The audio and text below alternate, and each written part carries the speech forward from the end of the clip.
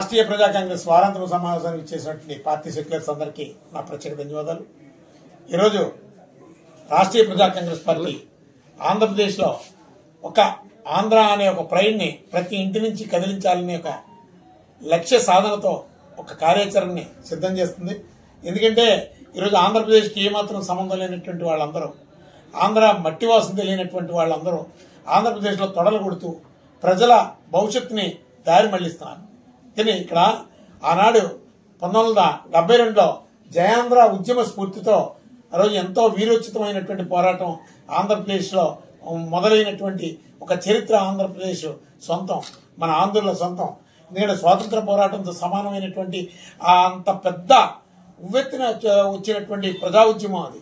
ఆ ఉద్యమం సమయంలో నిజంగా ఆ రోజే మన విభజన జరిగి ఉంటే ఈరోజు భారతదేశంలోనే గొప్ప సంపన్న రాష్ట్రం ఏదైనా ఉందంటే ఒక ఆంధ్రప్రదేశ్ అని చెప్పుకోవడానికి చాలా గర్వంగా ఫీల్ అయ్యేటటువంటి వాళ్ళం.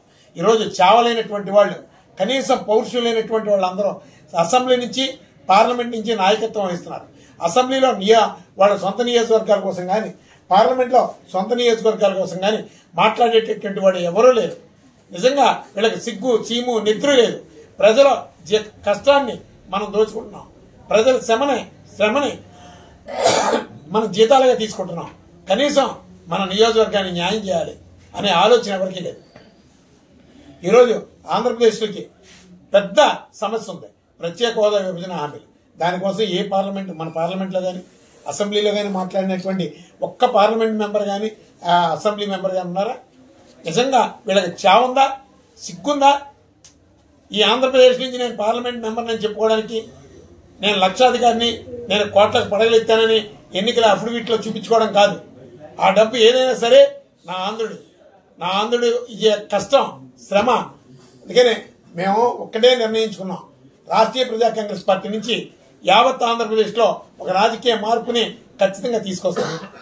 ఆ రాజకీయ మార్పుతోనే ఈ సంపదనే రాష్ట్రీయ ప్రజా కాంగ్రెస్ పార్టీ సారథ్యంలో సంపన్న రాష్ట్రంగా ఈ ఆంధ్రప్రదేశ్ని చరిత్రలో చూపిస్తాం.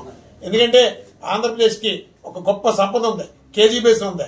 12th ఫైనాన్స్ కమిషన్ ప్రకారం మనకి 50% వాటా రావాలి. నేను ప్రభుత్వపరమైన హక్కు అది. నిజంగా కేజీ బేసిన్లో లాభాల్లో 50% వాటా ఆంధ్రప్రదేశ్ కేటాయిస్తే మరో దుబాయ్, కువైట్ గొప్ప సంపన్న దేశాలతో సరిసమానంగా ఉన్నటువంటి రాష్ట్రం ఏదైనా ఉందంటే ఆంధ్రప్రదేశ్ అని చెప్పుకోవడానికి గర్వంగా ఫీల్ అవ్వచ్చు ప్రతి ఆంధ్రుడు. ఇక్కడ అప్పులు చేసుకొని బ్రతకాల్సినటువంటి అవసరం ఈ ఆంధ్రప్రదేశ్లో ఎవరికీ లేదు. అప్పులు మన నెత్తి మీద పెడుతున్నారు, మన సంపదని కార్పొరేట్లకి దోచిపెడుతున్నారు. ఇక్కడ చేతగాని దద్దమ్మలో ఆంధ్రప్రదేశ్ నుంచి నాయకత్వం వహిస్తున్నారు. ఖచ్చితంగా రాజకీయ మార్పు ఒక్కటే. ఇక్కడ శ్రీరామ రక్ష ఖచ్చితంగా 2029 చట్టసభల్లో అందరూ సమర్థవంతమైనటువంటి నేతల్ని అసెంబ్లీకి, పార్లమెంట్కి రాష్ట్రీయ ప్రజా కాంగ్రెస్ పార్టీ సారథ్యంలో ఒక నూతన ప్రత్యామ్నాయ రాజకీయ సారథ్యాన్ని ఖచ్చితంగా ప్రవేశపెడతాం. ఆంధ్రుల యొక్క పౌరుషాన్ని, ఆంధ్రుల ఖ్యాతిని చూపిస్తాం.